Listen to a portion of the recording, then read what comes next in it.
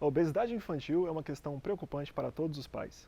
No Adufig Saúde de hoje, conversamos com a professora e endocrinologista Renata Machado Pinto. Uma combinação explosiva para a obesidade é a predisposição genética e um ambiente favorável. Na verdade, toda obesidade tem um fundo genético, né? A obesidade que a gente fala de comum, que foi essa que foi o motivo dos meus estudos mais aprofundados, ela é comum no nome, mas ela é uma doença assim bem complexa. Então a gente precisa de um background genético, então uma tendência genética que não é um gene, são centenas de genes que estão por todo o nosso genoma, todos os cromossomos. Então você tem uma variante que é comum nesse gene aqui, uma outra ali, e essa somatória de cada gene te deixando um pouquinho mais predisposto a ganhar meio quilo aqui, meio quilo ali. Quando você junta esse pool de genes que favorecem a engordar com o ambiente obesogênico, ou seja, esse ambiente que a gente vive hoje em dia, principalmente nos últimos 50 anos, de muito sedentarismo e de muita facilidade de ter alimentos calóricos, saborosos, que são muito palatáveis, a gente come bastante, mesmo sem perceber que a fome já acabou, a gente continua comendo. Então, essa união que é explosiva. Por estarem em desenvolvimento, o que vale para crianças não é o mesmo que para os adultos, inclusive no cálculo do IMC. O cálculo do IMC, né, que é o índice de massa corporal, é bem conhecido. Então, a gente faz uma conta o peso, divide pela altura, o peso pelo quadrado da altura, né, em quilos e metros.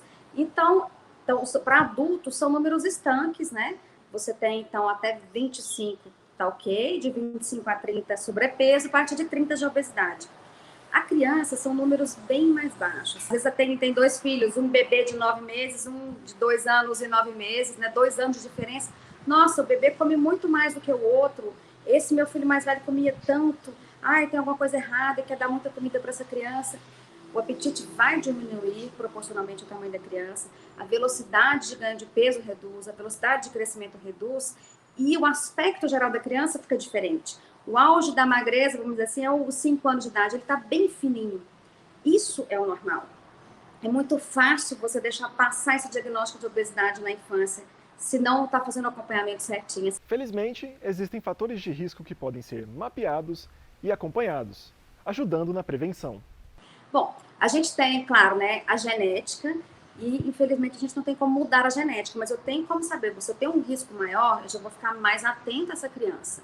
Tem duas questões que são muito claras, muito óbvias, né, que é o sedentarismo e o excesso alimentar, o excesso de calorias. Mas eu quero chamar a atenção de outros fatores que não são tão óbvios assim.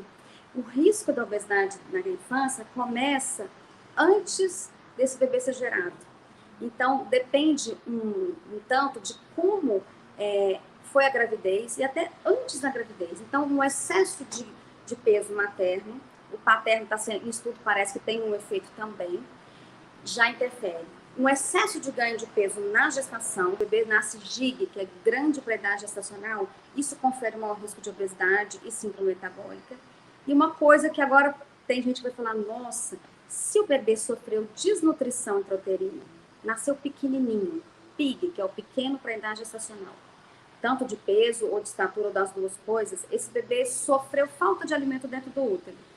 Ele vai ter mais predisposição à obesidade no futuro. Ele se programa para ficar uma pessoa menorzinha, poupadora de energia. Então, eu vou crescer pouco para economizar. E o que eu comer, eu vou rapidamente já guardar aqui, porque, né, eu fui preparado para um ambiente que tem pouca comida. Quando ele chega aqui de fora e tem muita comida, ele vai engordar muito fácil. O parto cesáreo, isso porque existe uma diferenciação, quem nasce de cesárea e quem nasce de parto normal, da composição da microbiota. Quem passa pelo canal de parto já sai favorecido com a microbiota mais saudável. A amamentação protege muito, então a criança que não pôde amamentar na mãe, por que motivo for, a gente indica que use uma fórmula que tente imitar ao máximo o leite materno, não, nenhuma delas consegue, dormir de forma errada, não dormir profundo, ficar trocando o dia pela noite, você faz uma bagunça nesse ritmo circadiano dos hormônios e você tem maior chance de engordar e de ter o diabetes tipo 2 também, e a síndrome metabólica, de uma forma geral. Para a prevenção, a melhor coisa é hábitos saudáveis e as visitas regulares ao pediatra. Depois de instalar a obesidade, essa criança vai precisar de um acompanhamento com o endócrino. A gente tem que fazer uma avaliação para perguntar, será que ele tem alguma coisa, além de hábitos de vida e, claro, uma tendência genética, será que tem alguma outra doença que levou a essa obesidade? E em todas as crianças que já estão obesas ou com sobrepeso, eu vou fazer também exames para ver se não tem consequências. O tratamento vai ser multiprofissional. É isso aí.